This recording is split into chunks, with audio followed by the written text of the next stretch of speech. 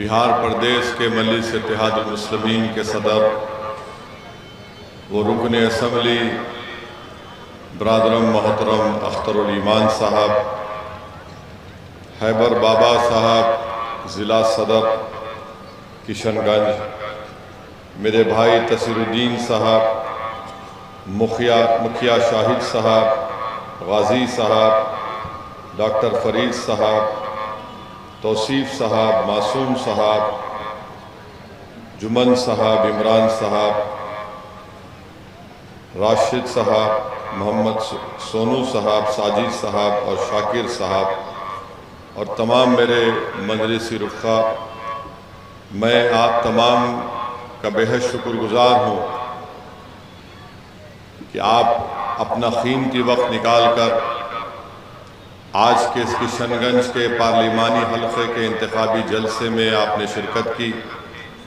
मैं आपका बेहद शुक्रगुज़ार हूँ और इतनी बड़ी तादाद में आपका यहाँ पर जमा होना अल्हम्दुलिल्लाह हम तमाम के हौसलों को बुलंद भी करता है और इस बात का पैगाम सारी दूसरी पार्टीज़ को, उनके उम्मीदवारों को देता है कि इंशाअल्लाह ताला अब की बार किशनगंज में एक नया इनकलाब पैदा होगा जिसको आप पैदा करेंगे और आप यहाँ से ना जावेद को कामयाब करेंगे, ना मास्टर को कामयाब करेंगे, बल्कि इस बार आप तमाम मुत्तहदा तौर पर एक काबिल और एक मेहनती और एक गयूर अख्तरुल ईमान को अपना नया मेंबर ऑफ पार्लियामेंट बनाकर सीमांचल के इंसाफ के लिए आप दिल्ली को रवाना करेंगे।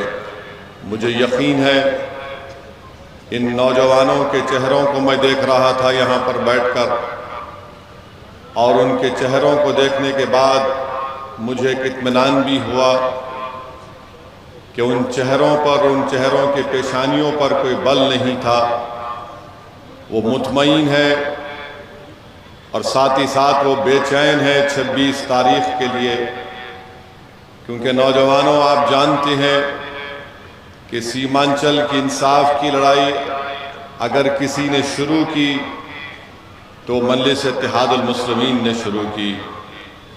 यकीनन मरहूम तस्लीम साहब ने अपनी ज़िंदगी में इस काम का आगाज़ किया था, मगर मजलिस इत्तेहादुल मुस्लिमीन ने सीमांचल के इंसाफ की लड़ाई को अपनाया।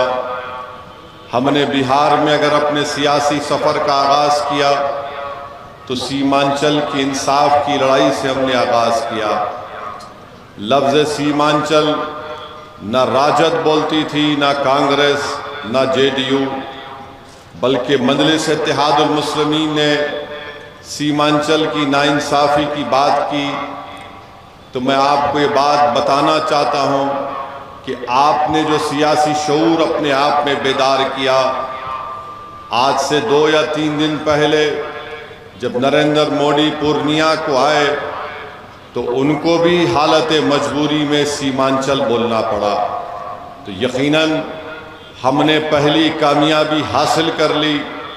हमने इस इलाके को सीमांचल के नाम से जब पुकारना शुरू किया, अब हर पार्टी सीमांचल के नाम से, भारत का ये सबसे पसमानदा और पिछड़ा इलाका है और इसकी इंसाफ की लड़ाई उसी वक्त मुकम्मल हो सकती है जब आप अपने वोटों से एक मुतहरिक और फाल और एक ईमानदार और मेहनती शख्स को किशनगंज से अपना एमपी बनाकर दिल्ली को भिजाएंगे।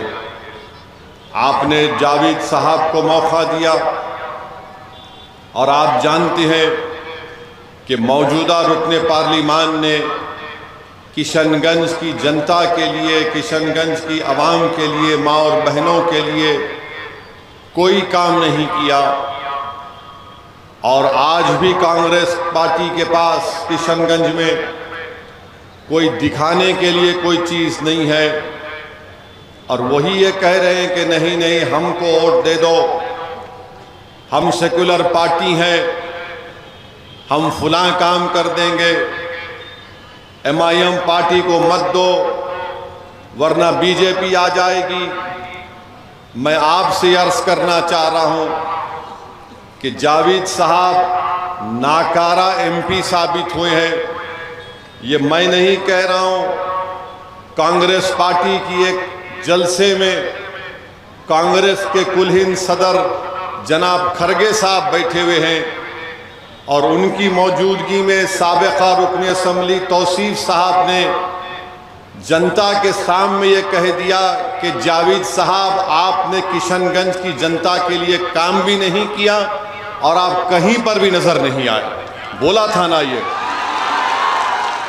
हम झूठ तो नहीं बोल रहे हैं। जब उन्हीं के पार्टी के एक जिम्मेदार कायद ये कह रहे हैं, लीडर ये कह रहे हैं कि जावेद तुमने काम नहीं किया और तुम गायब थे, तुम नजर नहीं आए, तो एक मानो में कांग्रेस पार्टी ने इस बात की तस्दीक कर दी कि जावेद ने काम नहीं किया, किशनगंज की जनता से उनकी कोई मुलाकातें नहीं हुई। और फिर मैं आपको एक और चीज याद दिलाना चाहूंगा। जब कोविड में लोग परेशान थे, आपने जावेद को देखा या अख्तरुल ईमान को देखा? बताइए आप। जब कोविड में लोग परेशान थे, बीमार थे, सीमांचल की आवाम अगर हैदराबाद में फंसी हुई थी, मुंबई में फंसी हुई थी, तो उनको वापस लाने का इंतजाम या उनकी कोशिश करने का इंतजाम अगर कोई कर रहा था तो जावेद नहीं कर रहे थे, अख्तरुल ईमान की क़ियादत में मजलिस कर रही थी। मेरे अजीज दोस्तों और बुजुर्गों, जब तौसीफ साहब ने खुद ये कह दिया कि जावेद नाकारा है, तो बहादुरगंज की जनता का काम ये है कि वो अपने वोट को ज़ाय होने से बचाएं, अपने वोट को इस्तेमाल ना करें जावेद के लिए, क्योंकि याद रखिए अगर आपका वोट ज़ाय होगा तो खुदा ना खास्ता इसका फ़ायदा बीजेपी और जेडीयू को हो सकता है। मुत्तहिदा अपने वोट का इस्तेमाल करिए, तभी जाकर हम किशनगंज से एक हरकियाती शख्स अख्तरुल ईमान को हम कामयाब कर सकेंगे। आप एक एक वोट को अपने अख्तरुल ईमान साहब की कामयाबी के लिए इस्तेमाल करिए।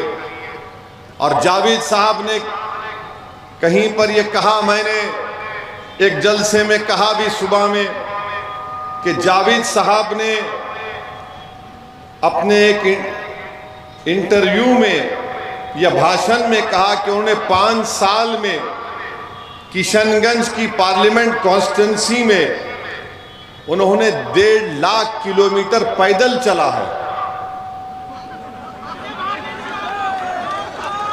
1.5 लाख किलोमीटर पैदल चला है।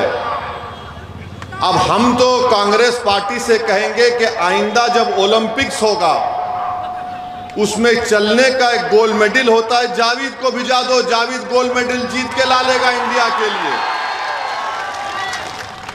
कोई 5 साल में 1.5 लाख किलोमीटर चलने का मतलब यह है कि रोज 100 किलोमीटर चलना पड़ेगा उसको।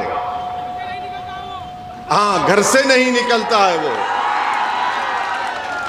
तो मालूम हुआ कि जावेद और मोदी में लंबी लंबी फेंकने का कंपटीशन चल रहा है। यानी कुछ तो ढंग की बात करिए। जनता को बेवकूफ समझते हैं क्या ये लोग कि मैंने 5 साल में 1.5 लाख किलोमीटर पैदल चला है? अरे अगर आप 1.5 लाख किलोमीटर चले तो 10,000 किलोमीटर पर हैदराबाद है, हमसे मिल लेते आके आप। अरे बताइए आप कितना झूठ बोलते हैं। तो आपसे हमारी अपील है बहादुरगंज की जनता से कि आप अख्तरुल ईमान साहब को कामयाब करिए। याद रखिए, जब कोई पार्लियामेंट जाता है तो पार्लियामेंट कोई जाकर सिर्फ उस पार्लियामेंट की बिल्डिंग को देखकर खुश होने के लिए नहीं बैठता है वहां पर। वो जब पार्लियामेंट को जनता भिजाती है किसी को अपना सांसद बनाकर, तो उम्मीद करती है कि उनकी तकलीफ का जिक्र करेगा, वो उनकी लड़ाई करेगा। अलीगढ़ मुस्लिम यूनिवर्सिटी का मसला है, जावेद बोलते हैं कि मैंने बड़ी कोशिश की। आपके बिहार में एक MGM कॉलेज है, वो यूनिवर्सिटी में तब्दील हो गया, तो बताओ तुमने क्यों नहीं किया अलीगढ़ का काम? आप नहीं किए काम अलीगढ़ का। जिस वक्त अलीगढ़ यूनिवर्सिटी का कैंपस का यहां पर इफ्तिताह किया गया, डॉक्टर मनमोहन सिंह की सरकार थी, आपका वजीर आजम था, यूपीए का आपका था। जब केरल में अलीगढ़ का कैंपस मुकम्मल तौर पर बन गया, तो यहां पर सीमांचल में किशनगंज में क्यों नहीं बना? ये किसकी जिम्मेदारी है, किसने नहीं किया? और फिर आप जानते हैं कि रोड का मसला है, कई रोड खराब है, जावेद को उसकी फिक्र नहीं है। और फिर यहां पर बगैर रिश्वत के म्यूटेशन का काम होता है क्या? बताइए, हम झूठ तो नहीं बोल रहे ना। बगैर रिश्वत दिए म्यूटेशन का काम नहीं होता। हर काम का एक कमीशन है। कमीशन किसके पास जाता है? कमीशन किसके पास जाता है? अब आप बताइए, जावेद साहब उसको भी नहीं रुका सके, कुछ नहीं रुका सके। और फिर साथ ही साथ आप जानते हैं कि किशनगंज का जो रेलवे स्टेशन है, पूरे सीमांचल में सबसे ज्यादा पैसा वही कमाता है। किशनगंज का जो रेलवे स्टेशन है, सबसे ज्यादा पैसे वही कमाता है। दूसरे स्टेशनों को देखें तो वंदे भारत की जो ट्रेन है, हावड़ा से जलपाईगुड़ी किशनगंज में नहीं रुकती। जावेद साहब तुम उसको भी नहीं रुका पाए। अगर तुम 1.5 लाख किलोमीटर चले हैं, तो तुम 10 किलोमीटर रेलवे ट्रैक पर चल के सो जाते कि मैं नहीं जाने दूंगा वंदे भारत को, पूरे लोग निकल कर आओ।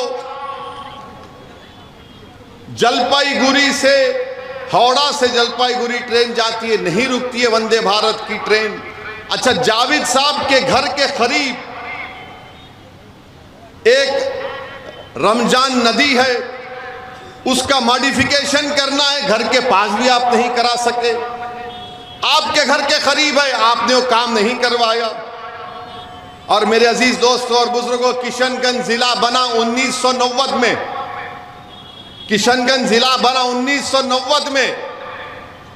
इस जिले में एक लाइब्रेरी नहीं है, एक लाइब्रेरी नहीं है। आप कैसे एमपी को वोट डालेंगे जो एक लाइब्रेरी नहीं बना सकता अपने पार्लियामेंट कॉन्स्टिट्यूंसी में? अपने घर के करीब रमजान नदी का मसला है, नहीं करवा सके। कई गवर्नमेंट के कॉलेजेस नहीं है, अस्पताल नहीं है। 5 साल में जावेद साहब ने क्या निशांदरा घाट के ऊपर ब्रिज बनाया? क्या मटियारी के ऊपर ब्रिज बनाया? नहीं बनाया। जावेद साहब ने बनाया है, बनाया। हम सही कह रहे हैं ना? फिर आप जब ये हाँ हाँ कह रहे हैं, तो फिर 26 तारीख को क्या करेंगे? अब आप देखते जाइए, यहां बहादुरगंज के कई बच्चे भारत के कोने कोने होटलों में जाकर मजदूरी करते हैं, बर्तन साफ करते हैं, उसकी भी इनको फिक्र नहीं है। अच्छा, सुरजापुरी को एनेक्सर 1 में जावेद साहब ने लाया। सुरजापुरी को एनेक्सर 1 में जावेद साहब नहीं लाए, जबकि तेजस्वी और नीतीश को उन्हें सपोर्ट कर दिया कांग्रेस पार्टी ने। अरे तुम सत्ता में थे 2 साल, नीतीश ने कुलाटी 2 साल के बाद मारी थी ना, तुम 2 साल में करवा लेते, वो भी नहीं करवाया। अच्छा ये बताइए, बहादुरगंज को अनुमंडल का मौक़िफ़ दिलाया जावेद ने? बहादुरगंज को 25 साल से ये मुतालबा है आपका कि इसको अनुमंडल की मांग की जा रही है। आप सत्ता में थे कांग्रेस, मगर आपने बहादुरगंज को अनुमंडल का भी मौक़िफ़ नहीं दिलाया। तो मेरे अजीज दोस्तों और बुजुर्गों, बहादुरगंज में बहुत से काम करवाना बाकी है। मैं मानता हूं इस बात को कि जिसको आपने मजलिस के नाम पर वोट दिया वो छोड़कर भाग गए। भागने वाले भाग सकते हैं, मगर एक बात का यकीन कर लो आप, असदुद्दीन ओवैसी को अल्लाह जब तक जिंदा रखेगा, मैं किशनगंज और सीमांचल की लड़ाई लड़ता रहूंगा, कोई मेरे साथ ठहरे या ना ठहरे इंशाअल्लाह। ये मैं आपसे वादा कर रहा हूं। अब जावेद साहब का एक अगर देखिए, जावेद साहब जो है बोले कि तो हर दिन एक दिन 100 किलोमीटर चले। मैं और अख्तर ईमान साहब 1 साल पहले, कौन सी जगह थी अख्तर भाई? खरखरी भरभरी में हम लोग 15 मिनट नदी में चले। कितनी देर चले? 15 मिनट। मैं अख्तर भाई चले पूरी जनता के साथ, सिर्फ 15 मिनट। तेजस्वी के पेट में इतना दर्द हुआ कि अब ब्रिज का काम शुरू हो चुका है। तो जावेद, इसको चलना बोलते। जब हम चलते हैं तो तुम्हारा तेजस्वी हिलना शुरू हो जाता है। सिर्फ 15 मिनट चले तो एक ब्रिज। अगर अख्तर ईमान 6 महीने में 100 किलोमीटर चलेगा तो सीमांचल कहां जाएगा? तो जावेद के चलने में और हमारे चलने में फर्क ये कि जब हम चलते हुकूमतें हिलती हैं, डरती हैं, और जब जावेद चलता है तो किसी को पता ही नहीं होता कि ये चल रहा है या गायब उड़ रहा है। तो मेरे भाई, चलने में फर्क है। जब एक मर्द मोमिन चलता है तो बातिल खापता है। जब कमजोर चलता है तो बातिल बोलता है अपना है, इसको जेब में डाल लेंगे। तो इसीलिए हम आपसे अपील कर रहे हैं कि 26 अप्रैल के दिन अपना एक वोट सीमांचल के इंसाफ के लिए, किशनगंज की तरक्की के लिए, विकास के लिए, यहाँ के नौजवानों के अच्छे मुस्तकबिल के लिए हम आपसे अपील कर रहे हैं कि अपने वोट को ज़ाय होने मत दीजिए। अख्तर ईमान को अपना नया MP मुंतखब करिए। और जब अख्तर ईमान दिल्ली पहुंचेगा, इंशाअल्लाह आप तमाम की दुआ और अल्लाह के फजलो करम से नबी करीम सल्लल्लाहु अलैहि वसल्लम के सदक़े और तुफ़ैल में, तो जावेद भी पार्लियामेंट में बैठता था। आपने जावेद को देखा पार्लियामेंट में बैठते हुए? कम देखा होगा। मगर जब अख्तर ईमान, असदुद्दीन ओवैसी और इम्तियाज जलील के साथ बैठेगा तो आपको पैगाम आएगा कि भारत के 3 दूल्हे बैठे हुए हैं भारत की पार्लियामेंट में। हमारे साथ अख्तर ईमान बैठेगा। दुनिया देखेगी और हम ताकतवर इख्तिदार में कोई भी होगा उसको बताएंगे सीमांचल से इंसाफ करना पड़ेगा। ये है बात। पार्लियामेंट जाना और बैठना नहीं। पार्लियामेंट में जब जाकर बैठते हैं तो सत्ता में मोदी हो या कोई भी हो, उसको डर लगना शुरू हो जाता है। अरे ये 2 मंजलिस के MP हैं, मगर पार्लियामेंट के दरो दीवार को अपनी सच्चाई से हिला देते हैं। तो मैं आपसे अपील कर रहा हूं, अब के बार 2 नहीं 3 जाएंगे इंशाअल्लाह ताला। जाएंगे ना 3? आप तमाम अख्तर ईमान को अपना MP बनाकर कामयाब करेंगे बहादुरगंज से इंशाअल्लाह। अल्लाह आपके हौसला रज़म को बरकरार रखिए। हमारे इस भाषण के बाद आज शाम से शुरू हो जाएंगे जो हमारी सफ़ों में जो अबू जहल, अबू लहब, मीर जाफर और मीर सादिक के जानशीन हैं, वो अभी से शुरू कर देंगे। ए अख्तर और असदुद्दीन ओवैसी के जज्बाती बातों में मत जाओ, बीजेपी को हराना है। मेरे भाई, 2019 में क्या यहां से JDU जीती या कांग्रेस जीती? बताओ। अख्तर ईमान को आपने जो भी वोट दिया नहीं दिया वो आपका फैसला था। मगर अब की बार आपको हम अपील कर रहे हैं कि अख्तर ईमान को यहां से अपना MP बनाइए। 10 साल हो या 2019 से 2024 का रिकॉर्ड उठाकर देख लो आप। ट्रिपल तलाक का कानून आया पार्लियामेंट में, क्या जावेद ने मुखालिफत की या असदुद्दीन ओवैसी ने मुखालिफत की? बताओ। CAA का काला कानून आया, कानून के बिल को असदुद्दीन ओवैसी ने फाड़ा या जावेद ने फाड़ा? बताओ हमको। UAPA का कानून आया जिसमें नौजवान सड़ रहे 5-5 साल जेल से, कांग्रेस पार्टी ने अमित शाह के बिल की तायीद की। किसने मुखालिफत की? असदुद्दीन ओवैसी और इम्तियाज जलील ने मुखालिफत की। मेरे भाई, ये मजलिस ने काम किया। आखिरी पार्लियामेंट का सेशन जो जनवरी में हुआ, नरेंद्र मोदी ने कहा कि 22 जनवरी की अहमियत क्या है। जावेद बोला, यासदुद्दीन ओवैसी बोला, बाबरी मस्जिद जिंदाबाद, बाबरी मस्जिद जिंदाबाद।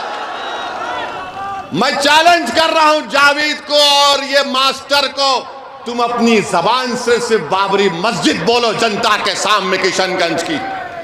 तुम में हिम्मत है बोलने की?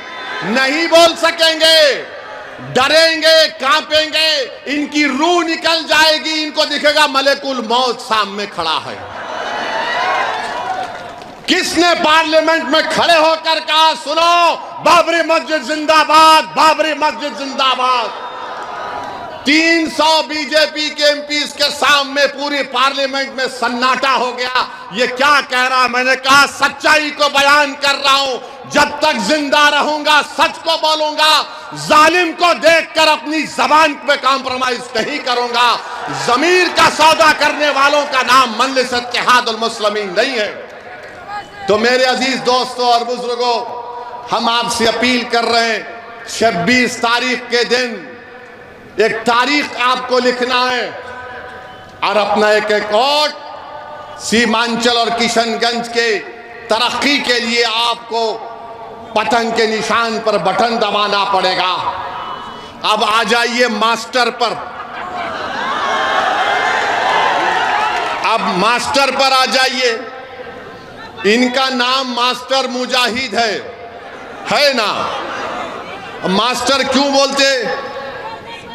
मास्टर क्यों बोलते हैं इनको? मगर इनका मास्टर कौन है? इनका मास्टर कौन है? इनका मास्टर कौन है? जोर से बोलो। इनका मास्टर मोदी है। जिसका मास्टर मोदी हो और मेरा और तुम्हारा मास्टर अल्लाह है, तुम किसको वोट दोगे? नहीं, अल्लाह के नाम के लिए मास्टर कह रहा हूं, वरना बोलेंगे ये मजहब को लेकर आ रहे। इनका मास्टर मोदी है। और फिर हर बीजेपी वाला कह रहा है हम मोदी के परिवार के हैं, बोलते हैं ना, हर बीजेपी वाला बोल रहा है हम मोदी के परिवार के हैं। मास्टर मोदी के परिवार का है, याद रखो। मास्टर मुजाहिद मोदी के परिवार का है और अख्तरुल ईमान किशनगंज के गरीबों के परिवार का है। मास्टर मोदी के परिवार का और अख्तरुल ईमान किशनगंज के गरीब और मजलूमों के परिवार का। जो मोदी के परिवार का है वो ट्रिपल तलाक का कानून लाएगा। जो मोदी के परिवार का है वो सीमांचल से इंसाफ नहीं करेगा। जो मोदी के परिवार का है, मोदी ने कह दिया कि सीमांचल में घुसपैठी घुसते हैं। घुसपैठी कौन है? आप तमाम घुसपैठी, मोदी ने कह दिया, क्योंकि ये मोदी के परिवार का है। CAA का कानून NPR NRC से आएगा। अब ये मास्टर जाकर बोल रहे हैं, ज्ञान बांट रहे हैं। नहीं, CAA का कानून सिटीजनशिप देने का है, लेने का नहीं है। मास्टर, तुम्हारे बाप को सामने लाकर बिठाओ और हमसे बहस करो, बोलो। सिटीजनशिप का कानून से NPR NRC का ताल्लुक है। CAA का कानून सिटीजनशिप के कानून से उसका ताल्लुक है। और याद रखो मास्टर, अगर NPR NRC होगा तो किशनगंज की किसी गवर्नमेंट की बिल्डिंग पे तुम्हारा नाम लिखा जाएगा और कोई बीजेपी संगी जाकर कहेगा कि मास्टर के नाम पर मुझे एतराज है, तो मास्टर आपको अपने दादा का बर्थ सर्टिफिकेट लाकर दिखाना पड़ेगा। दिखाओगे तुम? नहीं दिखा पाएंगे, कोई नहीं दिखा पाएगा।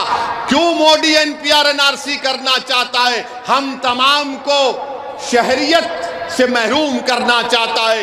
ये बीजेपी JDU के लोग, ये मोदी परिवार के लोग हैं। हम गरीबों के और मजलूमों के परिवार के लोग हैं। याद रखो, आसाम में NPR NRC हुआ, सुप्रीम कोर्ट के बोलने पर 20 लाख लोग के नाम नहीं आए, उसमें 2 लाख मुसलमान थे। मैं नहीं कह रहा हूं, आसाम का मुख्यमंत्री हेमंत बिस्व शर्मा कह रहा है कि जो मुसलमान नहीं है उनको CAA कानून के तहत भारत की शहरियत दी जाएगी। और वो 2 लाख मुसलमान क्या करेंगे? वो फॉरेनर्स कोर्ट ट्राइब्यूनल में अपना मुकदमा लड़ेंगे। तो मेरे अजीज दोस्तों और बुजुर्गों, इसीलिए हम आपसे अपील कर रहे हैं कि 26 अप्रैल के दिन किशनगंज में आपको एक तारीख बनाना है। डरने और घबराने की जरूरत नहीं है। हम अगर जीत कर जाएंगे इंशाअल्लाह ताला तो 10 साल हमने बराबर फिरका परस्तियों के खिलाफ हमने वोट दिया है। हमने फिरका परस्तों का साथ नहीं दिया है, बल्कि जब नीतीश की हुकूमत बनी उस वक्त स्पीकर का इलेक्शन हुआ तो अख्तरुल ईमान और हमारे तमाम MLAs ने राजद का साथ दिया था ना अख्तर भाई, स्पीकर के इलेक्शन में, डिप्टी स्पीकर के इलेक्शन में। मगर मैं क्यों कह रहा हूं अख्तरुल ईमान को कामयाब करो? मेरे भाई, आपकी आवाज कौन बनेगा? क्या तुम जावेद को अपनी आवाज समझोगे, मास्टर को अपनी आवाज समझोगे, या अख्तरुल ईमान को तुम अपनी आवाज समझोगे? फैसला करो, बताओ तुम्हारी आवाज कौन होगा? अख्तरुल ईमान होगा या जावेद होगा या फिर मास्टर होगा? अख्तरुल ईमान आपके दिलों में छुपे हुए जज्बात को अपनी जबान पर लाकर बातिल ताकतों के ऐवानों को हिलाकर रख देगा और कहेगा सीमांचल से इंसाफ होगा, किशनगंज से इंसाफ होगा। 5 साल में ये कुछ नहीं बोल सके, कुछ नहीं बोल सकते ये पार्लियामेंट में। अरे हमारा भाषण होता तो बैठकर सुनते हैं जावेद। कभी कभी दिल में ख्याल आया कि जावेद साहब कुछ तो सीख लेते हमारी इस भड़काऊ भाषण जो हम देते हैं पार्लियामेंट में। तो बहरहाल मेरे अजीज दोस्तों और बुजुर्गों, आपसे अपील कर रहे हैं कि बहादुरगंज में एक तरफा वोट 26 तारीख को पतंग छाप पर बटन दबा कर दीजिए। पूरे इत्मीनान के साथ जाइए, एक नया इनकलाब सीमांचल और किशनगंज में पैदा करिए ताकि पार्लियामेंट में आपकी हकीकी आवाज जाए जो आपके मसाइल को हल कर सके। और हम आपसे वादा कर रहे हैं कि इंशाअल्लाह ताला अल्लाह आपके दुआओं और वोट से अख्तरुल ईमान साहब को कामयाब करेगा। तो किशनगंज के हर पार्लियामेंट के विधानसभा में एक ऑफिस अख्तरुल ईमान खोलेंगे, जहां पर एक आदमी बैठेगा, आपकी तकालीफ को नोट करेगा। अगर अख्तरुल ईमान दिल्ली में सीमांचल की लड़ाई लड़ेंगे तो मेरी आपसे अदबन गुजारिश है कि बहादुरगंज के इन तमाम तकालीफ और किशनगंज की तकालीफ को दूर करने के लिए, अपनी सियासी क़यादत को मजबूत करने के लिए और किशनगंज के गरीब और मजलूम आवाम की हकीकी आवाज़ को पार्लियामेंट तक पहुँचाने के लिए हम आपसे अपील कर रहे हैं कि 26 तारीख को पतंग के निशान पर वोट दीजिए। और हम इस उम्मीद से जा रहे हैं कि दोबारा जब बहादुरगंज को आएंगे तो यहां से आपका MP अख्तरुल ईमान होगा इंशाअल्लाह ताला। तो 26 तारीख को आसमानों में क्या नजर आएगा? बहादुरगंज के क्या नजर आएगा बताओ? अस्सलाम वालेकुम व रहमतुल्लाहि व बरकातहू।